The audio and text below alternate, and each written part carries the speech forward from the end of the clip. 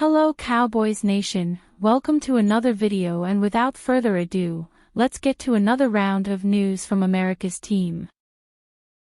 3 Cowboys veterans whose roles will be pushed by rookies in 2025.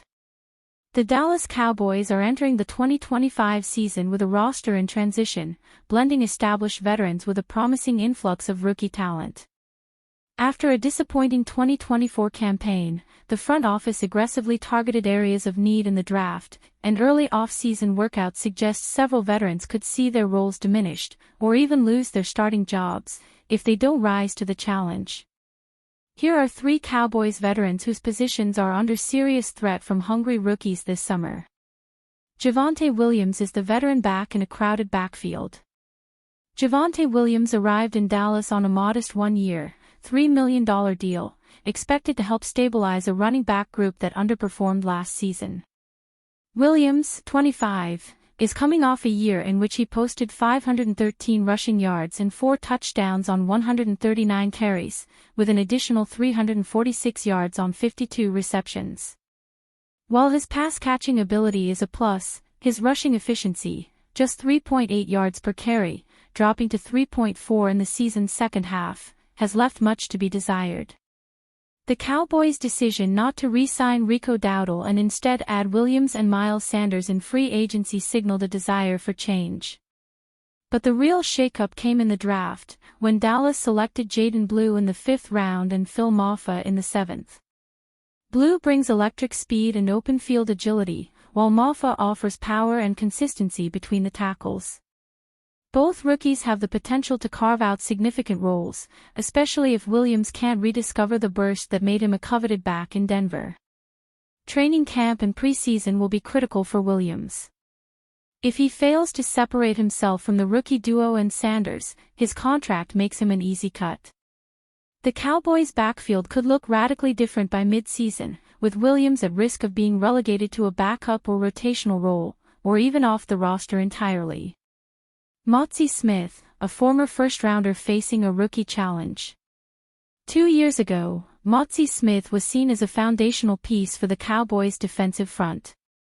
The 6 feet 2 inches, 342-pound nose tackle was drafted in the first round for his ability to anchor the middle and eat up double teams. But Smith's development has stalled, and Dallas finished a woeful 29th against the run last season. The front office responded by drafting Toya, a massive, gap-plugging tackle from UCLA, in the 7th round. Toya has quickly turned heads during OTAs, earning repeated work with the starting defense and impressing coaches with his run-stopping prowess. "Stop the run, that's my biggest strength," Toya told reporters, and that's exactly what the Cowboys need after last year's struggles. Defensive coordinator Matt Eberflus is seeking tougher, more disciplined play up front, and Toya's aggressive bull rush and leverage could make him a surprise contributor in goal line and short yardage situations. Smith, meanwhile, is entering a pivotal 3rd season. The pressure is mounting for him to translate his physical tools into production, especially with Toya nipping at his heels. Suppose Smith can't show improvement in camp. In that case, the Cowboys may not hesitate to increase Toya's snap count, potentially pushing Smith into a rotational or backup role despite his first-round pedigree. Donovan Wilson, the veteran safety under the microscope. Donovan Wilson has been a fixture in the Cowboys' secondary, but his grip on a starting role is more tenuous than ever. After signing a 3-year, $21 million extension in 2023, Wilson's performance dipped in 2024. He ranked 112th among NFL safeties according to Pro Football Focus, struggling in coverage and failing to recapture the form he showed under former coordinator Dan Quinn. Now, with a new defensive coordinator in Matt Eberflus, the Cowboys are placing a premium on versatility and coverage skills at safety. Younger, cheaper options like Wanya Thomas and Marquise Bell are pushing for increased playing time, and both offer the athleticism and upside the coaching staff covets. The Cowboys could save significant cap space by moving on from Wilson, especially if he fails to stand out in training camp.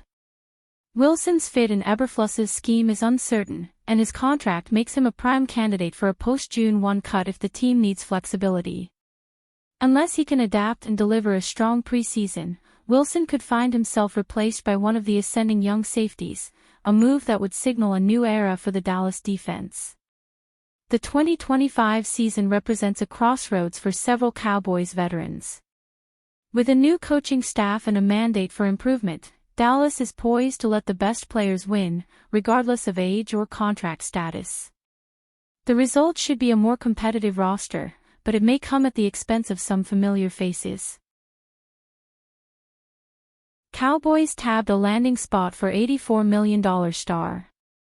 For months, it appeared that folks in Green Bay were wrestling with the difficult decision of figuring out what to do with a star player in the defensive backfield, Jermar Alexander, who just could not stay healthy, and was due a significant amount of money. The Cowboys, certainly, can empathize. In the end, the Packers did decide to cut Alexander loose, on the morning before the opening of mandatory minicamp. Alexander was planning to show up for the camp, which would have been the first step in a mending of the relationship between the team and player.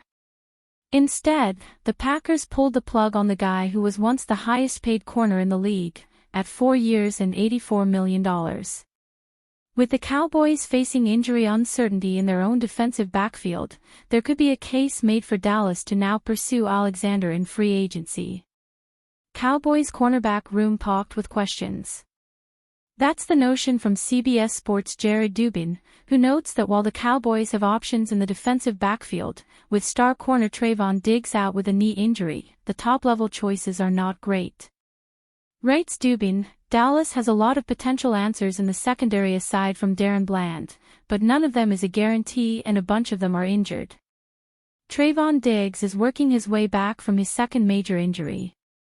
Third-round pick Siobhan Revel is recovering from an ACL tear.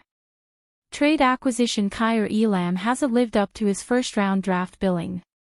Alexander is obviously another potential injury risk, but at his best he would be by far Dallas' best option. Indeed, Alexander has much to offer, when he is healthy and at his best. He is a 2-time Pro Bowler and a 2-time All-Pro, but a knee injury hampered him throughout 2024. And he was eventually shut down after having played just 7 games. The previous year, he struggled with a shoulder injury and also played 7 games, before rallying late in the season and, to the chagrin of the Cowboys, performing well in the playoffs.